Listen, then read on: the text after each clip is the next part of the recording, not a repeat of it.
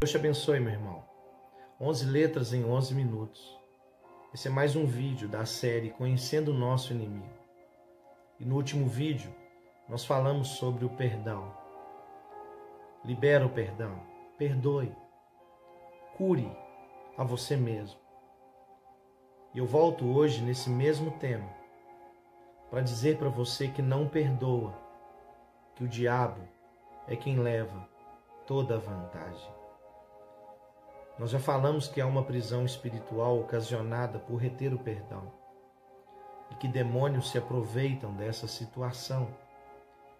Agora queremos, nesse vídeo, examinar um outro texto bíblico que nos mostra nitidamente que a falta de perdão dá vantagem ao diabo. Segunda carta de Paulo aos Coríntios, capítulo 2, verso 10 e 11, diz assim: a quem perdoais alguma coisa, também eu perdoo. Porque de fato o que tenho perdoado, se alguma coisa tenho perdoado por causa de vós, o fiz na presença de Cristo, para que Satanás não alcance vantagem sobre nós, pois não lhe ignoramos os desígnios. Forte o texto, né, meu irmão?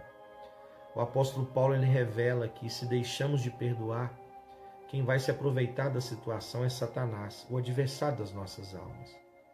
E ele disse ainda que não ignorava as maquinações do maligno.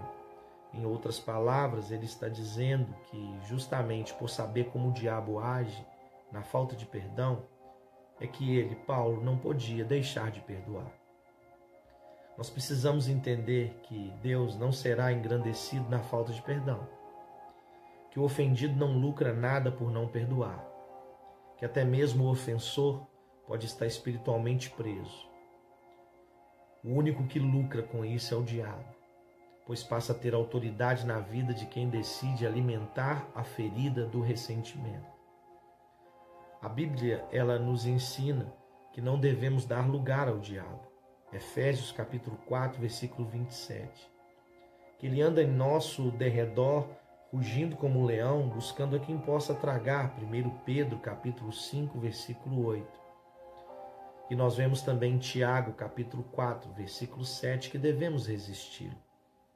Mas quando nos recusamos a perdoar, estamos deliberadamente quebrando todos estes mandamentos.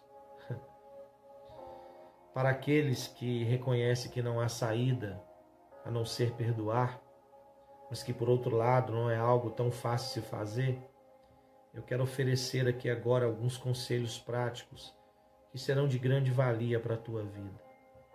Primeira coisa que eu quero ensinar para você aqui é que o perdão não é um sentimento. O perdão é uma decisão e também uma atitude de fé. Tem gente que diz assim: eu não estou sentindo de perdoar, mas nunca vai sentir. Porque o perdão não é sentimento, perdão é decisão. Então não é eu sentir, eu não senti de perdoar. A questão é eu decidi perdoar. Não é eu sentir, é eu decidir. Porque se eu esperar sentir para perdoar, eu jamais vou sentir. Porque a carne grita, principalmente quando somos injustiçados. Agora, quando nós tomamos uma decisão de perdoar, nós estamos passando por cima de um sentimento da carne.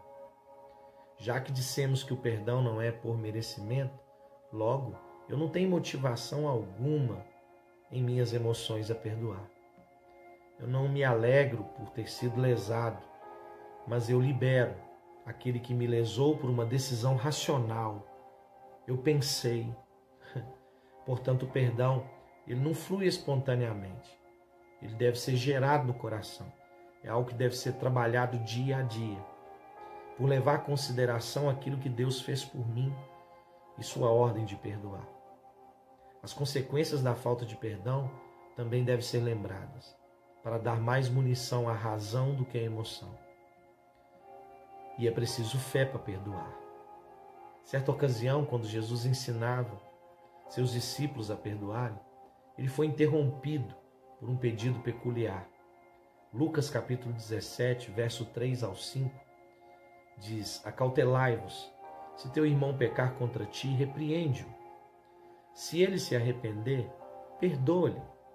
Se por 7 vezes no dia pecar contra ti, e 7 vezes vier ter contigo dizendo, estou arrependido, perdoa-lhe.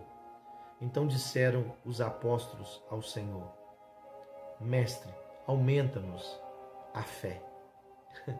Naquele instante, os discípulos reconheceram que para praticar este nível de perdão, eles iriam precisar de mais fé.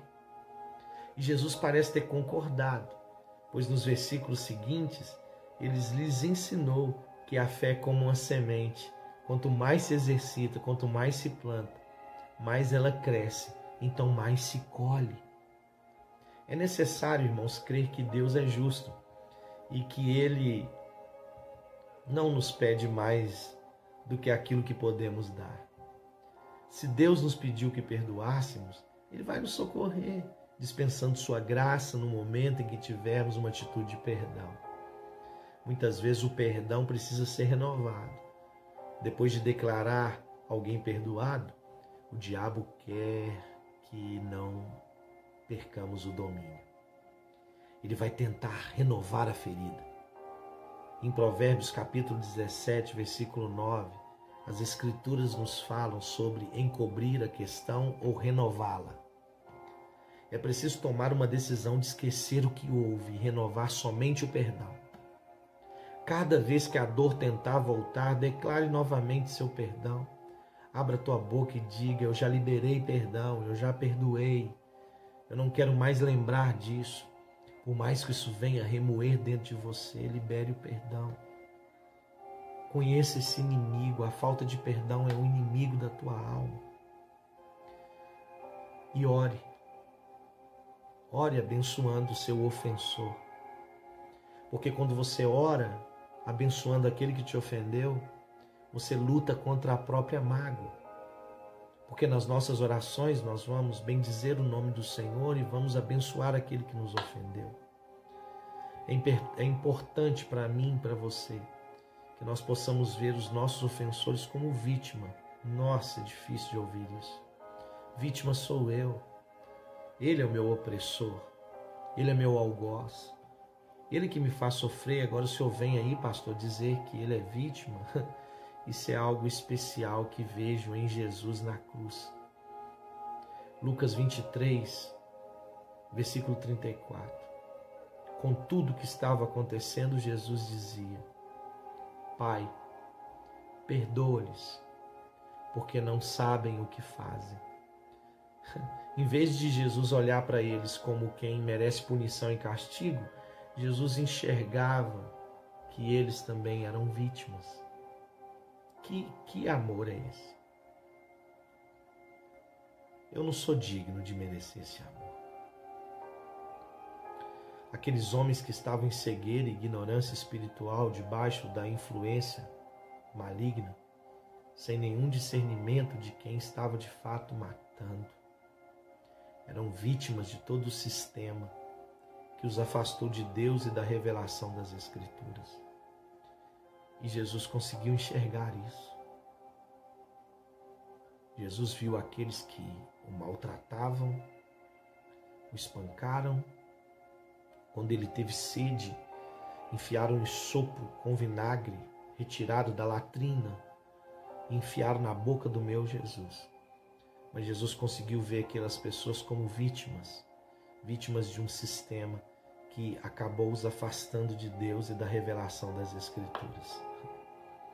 E ao reconhecer que eles, os agressores, que eram vítimas, em vez de alimentar dó de si mesmo, como nós faríamos, Jesus teve compaixão deles.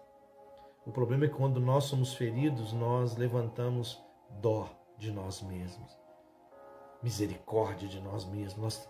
Nós nos colocamos na situação de desfavorecidos, abandonados, e aí a gente não consegue liberar o perdão e deixá-lo fluir livremente. Por quê? Os nossos olhos estão sobre nós, mas Jesus não. Jesus olhou para eles como vítimas. Por isso que Jesus liberou o perdão. Jesus teve compaixão deles. Eu acredito que este é um princípio para o perdão fluir livremente. assim como Jesus o fez, deixando exemplo. Estevão, o primeiro mártir do cristianismo, também fez. Atos dos Apóstolos, capítulo 7, versículo 60. Então, ajoelhando-se, Estevão clamou em alta voz: Senhor, não lhes imputes esse pecado. Senhor, não coloque na conta deles esse pecado.